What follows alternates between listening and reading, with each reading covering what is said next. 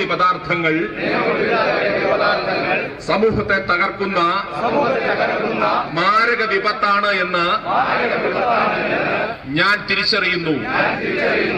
ലഹരിക്കെതിരായ പ്രവർത്തനങ്ങളിൽ എപ്പോഴും മുൻപന്തിയിൽ ഉണ്ടാവുമെന്നും ഞാൻ പ്രതിജ്ഞയെടുക്കുന്നു. നിയമവിരുദ്ധ ലഹരി പദാർത്ഥങ്ങൾ സൂക്ഷിക്കുകയോ ഉപയോഗിക്കുകയോ വിൽക്കുകയോ ഉപയോഗിക്കാൻ മറ്റുള്ളവരെ പ്രേരിപ്പിക്കുകയോ ചെയ്യുകയില്ല എന്നും ഒരുമിച്ച് നിന്നുകൊണ്ട് നമുക്ക് പോരാടണം. ഇതിനകത്ത് രാഷ്ട്രീയമോ മതമോ ജാതിയോ മറ്റൊന്നുമില്ല. കേരളത്തെ രക്ഷിക്കാൻ ഉള്ള ഒരു പോരാട്ടത്തിന്റെ ഭാഗമായി നിങ്ങൾ എല്ലാവരും ഇതെടുക്കണം എന്നാണ് എന്റെ അഭ്യർത്ഥന. കഴിഞ്ഞ ദിവസം മുഖ്യമന്ത്രി നമ്മുടെ വാക്കത്തോടെ അഭിനന്ദിച്ചുകൊണ്ട് സംസാരിക്കുകയുണ്ടായി.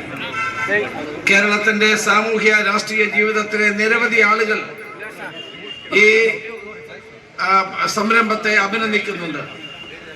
ഞാൻ ദീർഘിപ്പിക്കുന്നില്ല.